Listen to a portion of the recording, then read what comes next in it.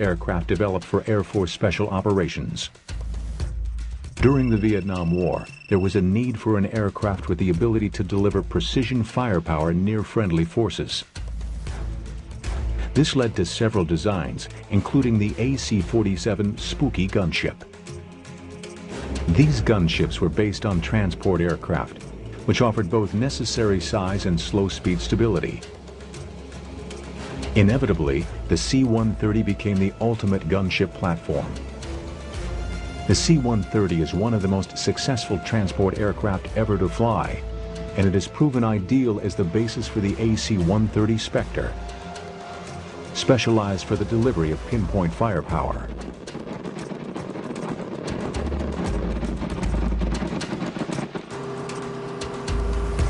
One of the most striking features of the Spectre is its 14-man crew. No other attack aircraft has so large a crew.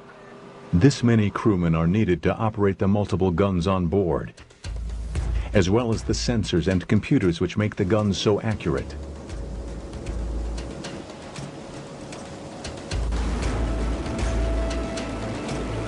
The Spectre draws its crew from the Air Force's Military Airlift Command, including crews of the transport version of the C-130 Hercules, called the Slick by Spectre crews. I feel as far as the 130 world goes, this is the cream of the crop. This is where everyone wants to be.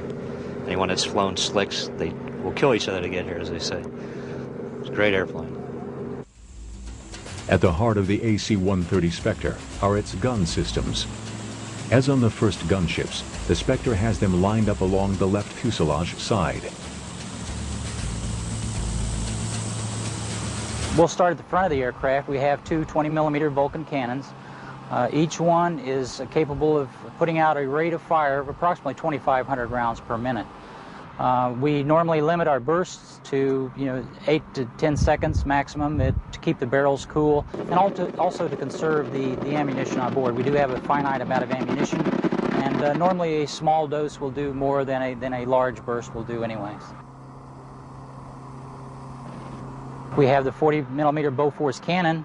If you're familiar with the old World War II pom-pom guns, what we've done is taken one of the pom-pom guns off, put it on a trainable mount, and put it in the aircraft. Most of the ammunition that we shoot is 1950s vintage, so it's an unusual gun in itself.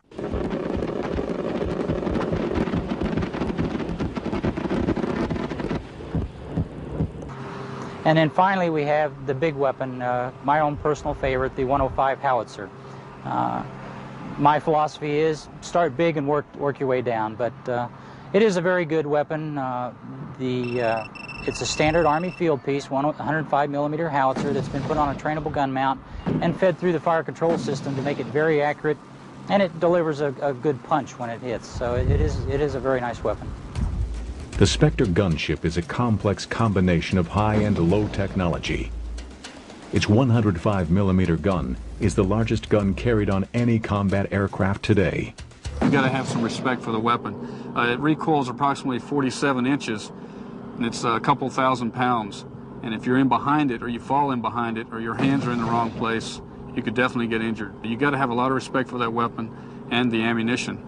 So we're very careful around that weapon system. Because the Spectre operates at night, it relies on a pair of night vision sensors to aim its weapons accurately.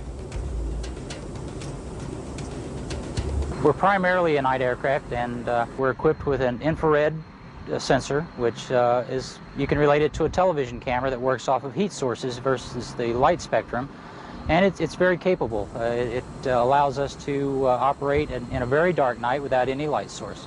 In addition, we have a low-light television set on board, which with some moon illumination can operate independently, and without it we can provide our own illumination, which is not visible to the naked eye. Those two unique capabilities gives us the eyes in the sky, and those sensors are tied directly into our fire control system. If you could imagine that with the tie-in that we have, where the sensor looks, the gun looks, and that makes it a very, very accurate nighttime resource. The reason the gunship is able to deliver its firepower with such accuracy depends on tactics as well as technology. The location of the guns along the side of the aircraft permits the crew to use a special tactic, the pylon turn, which ensures consistent accuracy. The principle is that as an airplane performs a pylon turn around a given point in space, that point in space on the ground that is the center of the pylon turn is very stable, and that gives us the bulk of our firing accuracy, and the computer is able to anticipate that as we fly around a known orbit point around the target itself. The pylon turn maneuver is unique to the gunship and requires many practice flights for the pilot and crew to perfect this tactic. We go out and shoot the guns every single day. Fighter pilots may in their entire fighter career get to shoot 1 or 2 missiles. They do get to fire if they've got 20 mil or 25 mil guns, or with the A-10 they got the 30 mil, they'll get to shoot that quite a bit. And an aircraft commander in this unit will get anywhere between 2 missions a week and approximately 4 to 10 missions a month. The precision made possible by intensive training and special tactics allows targets to be struck accurately. I would consider the typical type of target to be something that's a Jeep-sized type target or maybe larger. And, you know, certainly we can go after vehicles, we can go after personnel. In the open, for example, we may be able to see some of those and destroy those kind of targets, buildings, bunkers, things of that nature. Combat missions have repeatedly demonstrated the value of specialized aircraft such as the Spectre. When ordinary bombing attacks are ruled out due to the proximity of civilians or friendly forces, the Spectre gunships are called in to do the job, as they were in 1990's Operation Just Cause in Panama. A good case in point would be Just Cause, where the AC-130, one of its missions was to work on the commandancia. And you'll recall the vivid pictures of the commandancia after that, where the building was taken down with very little collateral damage outside the perimeter of the building. That is the role of the AC-130, to strike targets with limited collateral damage and with high confidence that you're not hitting something other than you intend to strike. The AC-130 Spectre is based on a transport aircraft. And like a transport, it is big and slow. Its pivot turn maneuver gives it great accuracy, but makes it a very predictable target for enemy gunners. To minimize the risk to the crew and aircraft, it flies at night when it cannot be easily seen by the enemy.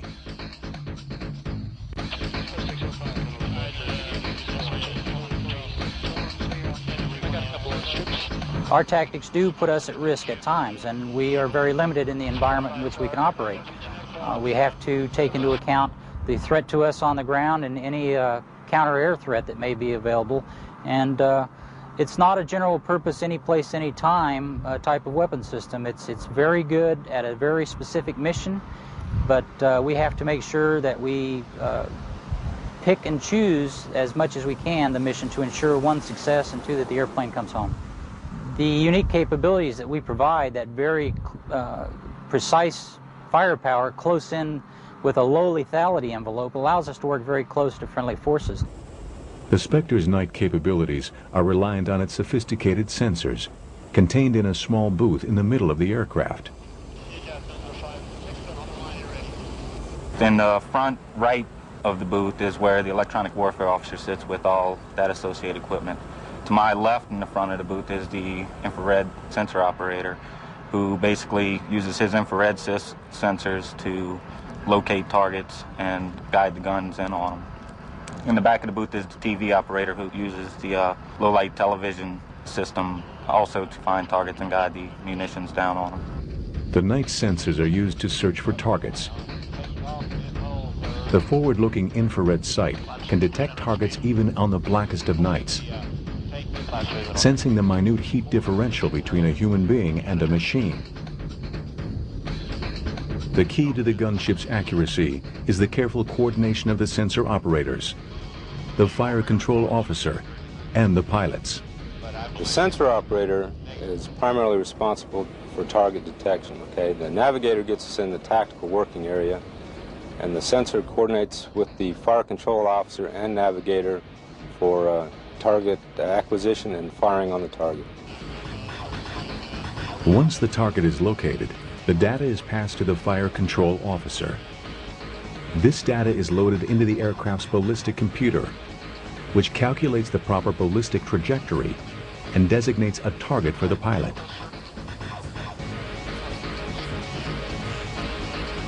On modern fighters and attack aircraft, the weapons are aimed through a sight called the heads-up display, located in front of the pilot. This displays most of the critical flight information and aiming points.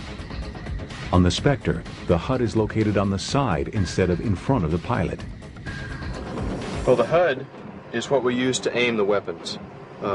With the computer-generated symbols that we get from the HUD through the computer that's located back near the fire control officer station, that's how we aim the guns. That's when I'm shooting the weapons on this aircraft, I'm basically looking into a black hole. I can't see anything on the ground.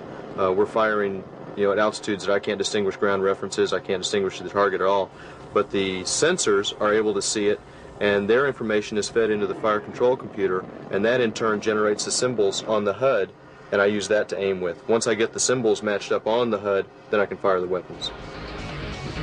The pilot's decision to fire must be verified by the sensor operator to make sure that the guns are aiming in the right direction. If the pilot makes a mistake, the computer intervenes. In that case, the computer simply prevents us from firing unless we have the proper firing solution. We work very closely with the sensors on that. Whichever sensor we're using, the TV or the infrared, it's kind of a chicken and egg question. The pilot pushes the trigger, and then when the sensor determines that he is locked onto the target, and the gun is at that point following the camera around, they are locked in by the computer. When he decides that he is locked onto the target, he pushes his consent button, and the gun will go off. The night alone cannot protect the Spectre. Even the smallest and least advanced armies now employ radar-directed anti-aircraft guns and infrared-guided missiles. The Spectre defends itself from these threats electronically.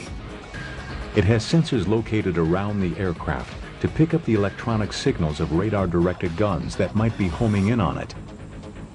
And under the aircraft are missile warning receivers. It is the job of the Spectre's electronic warfare officer to determine how the aircraft should respond to each threat. Some enemy weapons cannot be detected electronically, in which case human eyesight must be used to defend the Spectre. At the side of the aircraft sits one of the observers, and in the tail sits another, looking through a plexiglass bubble. These observers have learned from experience what enemy fire looks like. For example, a surface-to-air missile, you'll see a bright light, basically the launch. Then the missile coming up, you'll see the plume, the aft end of the missile, which is more of a corkscrew type action coming up at you, and they're quick. They're very quick. On AAA, the gunners, they use tracers to direct their fire on different size tracers for different size AAA coming up. For example, it's more of a lines of BBs coming up at you, red BBs, and that's very, very quick. It's also very, very dangerous, very accurate. It is the